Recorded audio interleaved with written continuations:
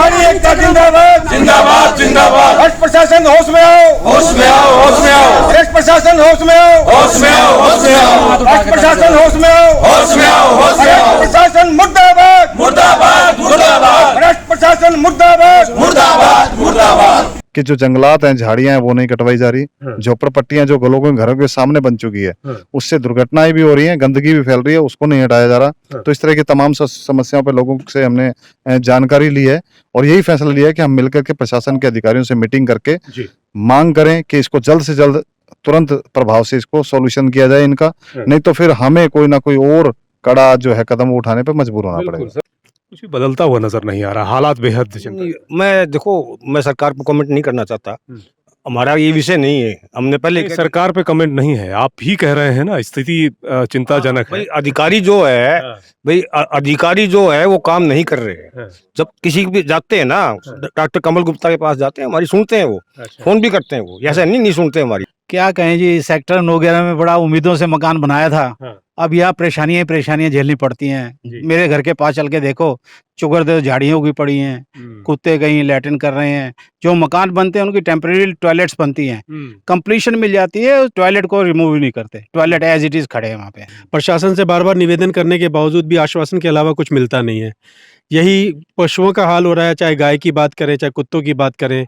रोज नए नए एक्सीडेंट होते हैं, लोगों को गंभीर चोटें लगती हैं, लेकिन प्रशासन सुनने को राजी नहीं है। बंदर भी बहुत है, बहुत ज्यादा ही बंदर। बीच में हमने बंदर कुत्ते मतलब ऐसे बहुत ज्यादा है, गायें भी ऐसे आवारा बहुत घूमती रहती हैं। और बीच में बल्कि सबने ये जैन भाई सबने मिलके जाल भी लगवाया था, तो उसके बाद भी मतलब ना बहुत सारे बंदर है।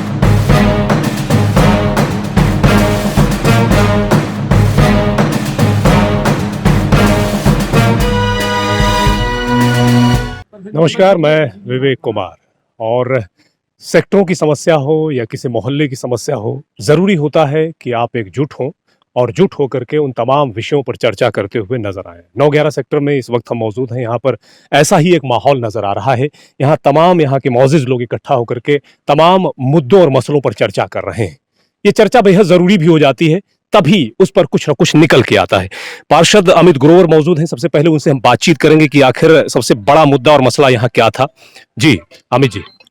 सर, आज विभिन्न समस्याओं के लिए हम लोग एकजुट हुए थे। पिछले कई दिनों से हम लोग प्रशासन से मांग कर रहे हैं कि हमारे पशुओं की समस्या है, बिजली जो कट लगते हैं, जो फ्लक्चुएशन होती है उसकी समस्या है, उसके अलावा साफ सफाई की समस्या है और हुड्डा विभाग से विशेष तौर पर हमारी शिकायत है और रोष भी है लोगों में कि जो जंगलात हैं, झाड़ियां हैं, वो नहीं कटवाई जा रही। झोपड़पट्टियां जो लोगों के घरों के सामने बन चुकी है, उससे दुर्घटनाएं भी हो रही हैं, गंदगी भी फैल रही है, उसको नहीं हटाया जा रहा। तो इस तरह की तमाम समस्याओं पर लोगों से हमने जानकारी ली है और यही फैसला लिया है कि हम मिलकर के प्रशासन के अधिकारियों से मीटिंग करके मांग करें कि इसको जल्द से जल्द तुरंत प्रभाव से इसको सॉल्यूशन किया जाए इनका, नहीं तो फिर हमें कोई ना कोई और कड़ा जो है कदम उठाने पर मजबूर होना पड़ेगा। जरूरी भी हो जाता है। आप नागरिक मंच से हैं, क्या चर्चाएं हुई, थोड़ा सा बताएं। सच्चा दुखी है लोग। प्रशासन जो हो ना सुनता नहीं, सरकार तो कहती है हम सुनते हैं, परंतु ये अफसर जो हो ना, अफसरशाही हावी हो रही। कुछ भी बदलता हुआ नजर नहीं आ रहा, हालात बेहद चिंता। मैं सरकार पर कमेंट नहीं करना चाहता, हमारा ये विषय नहीं है। हमने पहले सरकार पे कमेंट नहीं है, आप ही कह रहे हैं ना, स्थिति चिंताजनक है। अधिकारी जो है वो काम नहीं कर रहे हैं। जब किसी भी जाते हैं ना, डॉक्टर कमल गुप्ता के पास जाते हैं, हमारी सुनते हैं वो, फोन भी करते हैं वो, ऐसा नहीं सुनते हमारी। हमारा अनाउंसमेंट का मुद्दा कराया है, इन्होंने कराया, बीजेपी वालों ने करवाया है, वो नहीं। मैं ये कोई ये शिकायत नहीं, परंतु अफसर जो है ना मिट्टी गोली देते हैं, समाधान नहीं होता। समाधान बिजली बोर्ड का सवाल है कि चलो 2 महकमे तो कहते हैं हमारे पास पैसा नहीं, उसके पास तात्कालिक पैसा बहुत है जी, वो भी नहीं सुन रहे। ठीक है। सर, क्या नाम है आपका? मेरा नाम तिलक राज। क्या कुछ कहें? क्या कहें जी, सेक्टर 9/11 में बड़ा उम्मीदों से मकान बनाया था, अब यहाँ परेशानियां झेलनी पड़ती हैं। मेरे घर के पास चल के देखो, चुगरदेव झाड़ियां उगी पड़ी हैं, कुत्ते कहीं लैट्रिन कर रहे हैं। जो मकान बनते हैं उनकी टेम्परेरी टॉयलेट्स बनती हैं, कंप्लीशन मिल जाती है, टॉयलेट को रिमूव ही नहीं करते, टॉयलेट एज इट इज खड़े हैं वहाँ पे। तो परेशानियां क्या करें। जी सर। जैसा सभी लोगों ने बताया है, सेक्टर की स्थिति जो है दिनों दिन बिगड़ती जा रही है। सेक्टर के अंदर सुविधाओं का पूर्ण रूप से अभाव है, झुग्गियां अवैध बना दी गई हैं, इनका कोई निस्तारण नहीं कर रहा है, जिसकी वजह से झुग्गियों की जो स्थिति है इतनी गंभीर हो गई कि वो कॉलोनी में तब्दील होती जा रही है। प्रशासन से बार बार निवेदन करने के बावजूद भी आश्वासन के अलावा कुछ मिलता नहीं है। यही पशुओं का हाल हो रहा है, चाहे गाय की बात करें चाहे कुत्तों की बात करें। रोज नए नए एक्सीडेंट होते हैं, लोगों को गंभीर चोटें लगती हैं, लेकिन प्रशासन सुनने को राजी नहीं है। तो आज सब लोगों ने मिलकर यही डिसाइड किया है कि प्रशासन अगर आराम से सुन लेता है बातों को तो ठीक है, अन्यथा सब इकट्ठे होकर जरूर कोई ना कोई सख्त कदम उठाएंगे। मानना तो पड़ेगा प्रशासन को। बिल्कुल, देखिए ये मीटिंग भी कुछ इसी तरह की रही है। जी बताएं। एक ये जो मल्टी स्टोरी बिल्डिंग बन रही है, हाँ।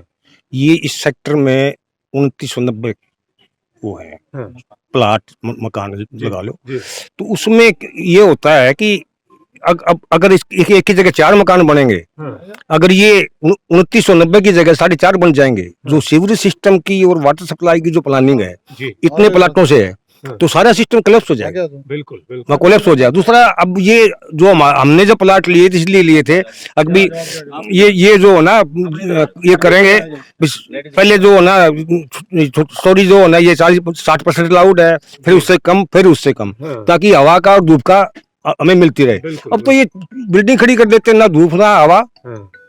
अगर एक मकान के तीनों तरफ जो हो ना, अगर ये फ्लैट बन गए तो वो तो फिर मारा गया, घुटन जैसी स्थिति घुटन हो गई।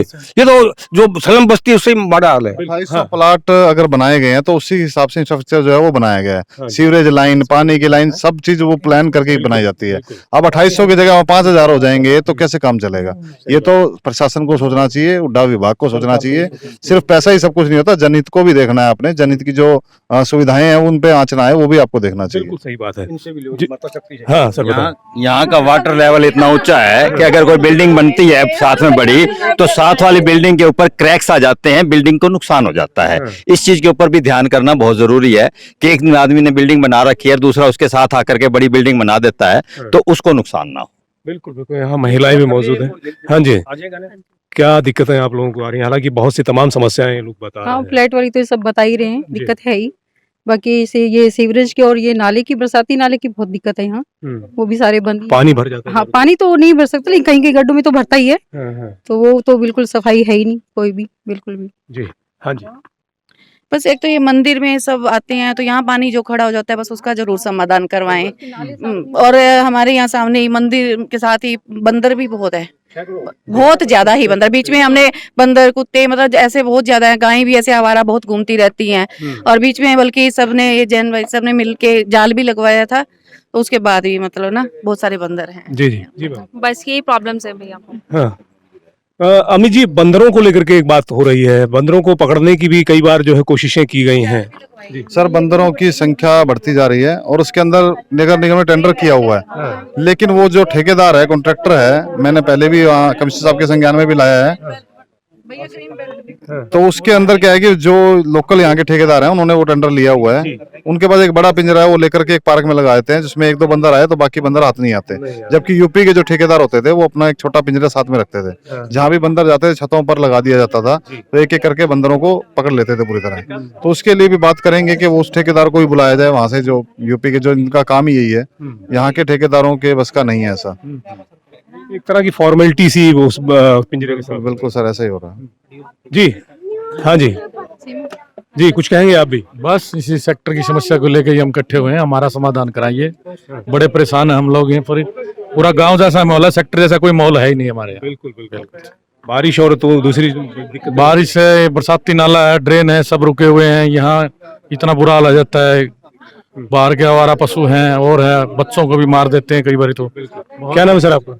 मेरा नाम अमनदीप। अमनदीप जी, आप बताएं क्या? जी सर, सेक्टर ये समस्याएं कॉमन है जो कि इनका कोई समाधान नहीं हो रहा है। हुड्डा की जितनी भी लैंड ये खाली पड़ी है, हुड्डा अपनी ग्रीन लैंड पड़ी है या हुड्डा की वैकेंट लैंड पड़ी है, उसके ऊपर हुड्डा अपनी चीज की संभाल करने के लिए वो नहीं है।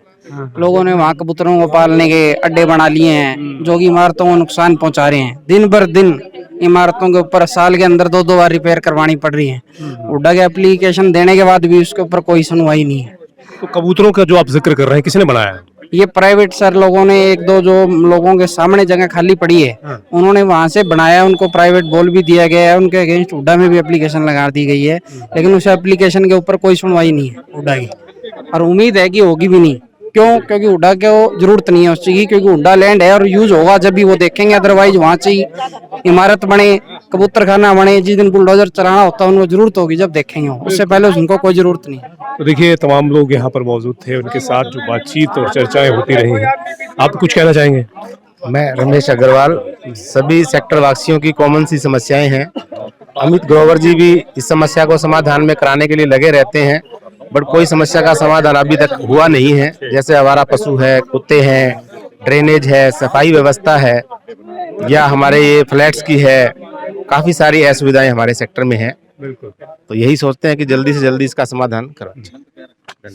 सेक्टर 9-11 में आज तमाम समस्याओं को लेकर के एक बैठक और मीटिंग हुई है, और इस मीटिंग में जो है तमाम तरह की कॉमन तरह की समस्याएं सभी सेक्टरों में एक जैसी नज़र आती हैं, और इन समस्याओं को लेकर के आपस में चर्चाएं यही हुई हैं कि यदि प्रशासन और संबंधित विभाग ये नहीं सुनता है तो आगे कुछ और रणनीति भी अपनाई जा सकती है। जाहिर तौर पर यदि आप सेक्टर में आते हैं, आप अपना मकान बनाते हैं, इतना पैसा खर्च करते हैं, तो तमाम मूलभूत सुविधाओं की दरकार भी आपको ज़रूर रहती है, लेकिन ऐसा सेक्टरों में नज़र नहीं आता है। एक बड़ी समस्या और बड़ा सवाल भी बनता है कि आखिर प्रशासन क्यों तमाम तरह की सुविधाएं सेक्टर वासियों को नहीं दे पाता है। लगातार बने रहिए द नेशन टाइम्स के साथ, इसी तरह की जानकारियां और खबरें हम आप तक लेकर हाजिर होते रहेंगे।